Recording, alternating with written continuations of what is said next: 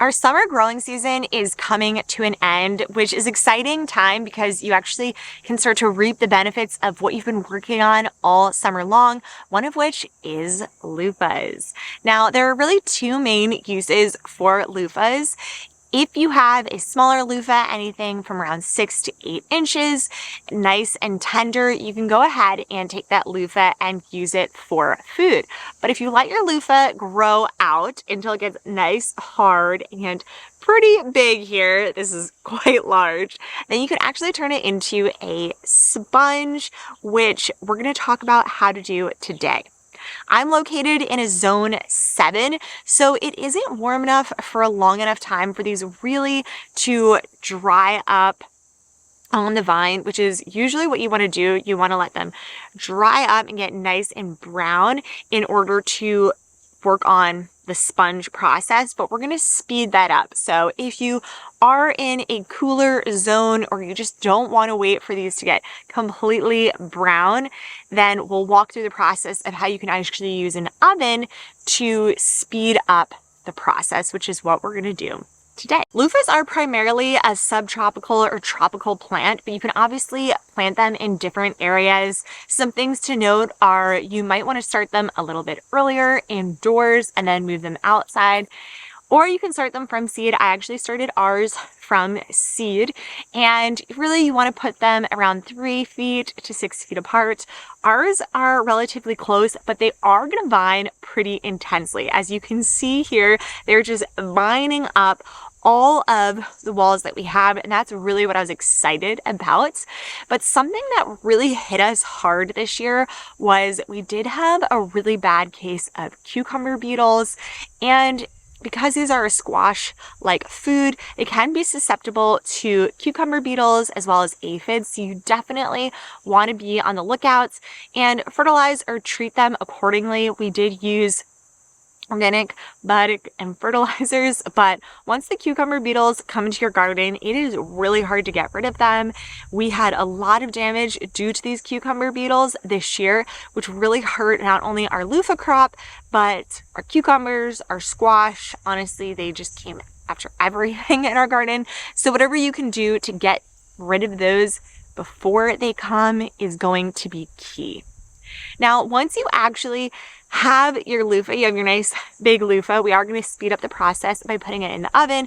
But the first thing that we'll want to do is pick this baby up, and we're going to cut off the 2 ends of our loofah, and then we're also going to just cut it in half. We'll put it on a nice cooking pan, and we're going to stick this in the oven at 350 degrees for anywhere between 30 to 50 minutes. I accidentally left mine in the oven last time I did this for an hour, and it did not disrupt it. So definitely a little bit longer. It might make it a little bit easier for you.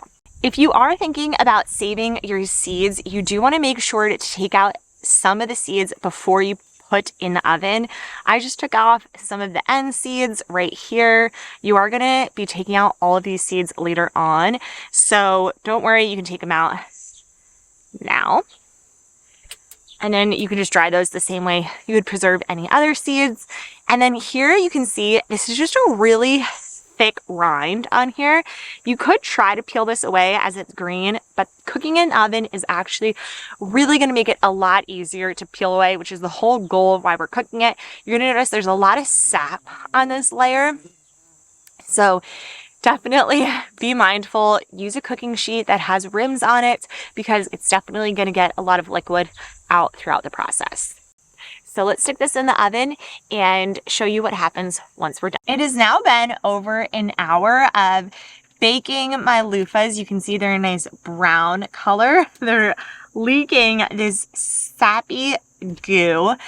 So you definitely want to have an area that it's okay to be doing this all in. And what we're going to do is I let them cool down outside. It's about 70 today, so not too cold actually. So I let them cool for a while. And now I'm just going to peel the skin off. So you can definitely see from before, the skin looks a lot thinner now than it did before. And it's really easy to peel because we basically speed dried it out. So I'm just going to go ahead, peel this back. And now we have just our Loofah layer here. Before placing in the oven, I do suggest adding slits all along the outside of your loofah. This way it will drip out a lot of the sap here. Otherwise it's just a little bit wetter. It might take a little bit longer to dry out. It's really easy to peel off. So now I have my 2 outer edges here. I'm going to give these to our chickens. And then inside, you'll see I have a bunch of seeds in there. So what we're going to do, and it's very sappy and sticky. So I'm going to go ahead, rinse these in the sink, clean off all of the sap here. While I'm doing this, it is going to get rid of a lot of my seeds. So you can just go ahead, honestly, if you like squeeze it, it will get rid of a lot of them in general, but you definitely just want to rinse this off. You can rinse it with a mixture of bleach and water. I don't actually have bleach at my house, so we are not going to do that today. But I just did my other one that I've been trying out for a couple of days now. So as long as it's a nice warm temperature outside, it only needs a couple of days. Make sure that you're drying it standing still. There's nice good airflow. At night, if it does get cooler, you can bring it inside.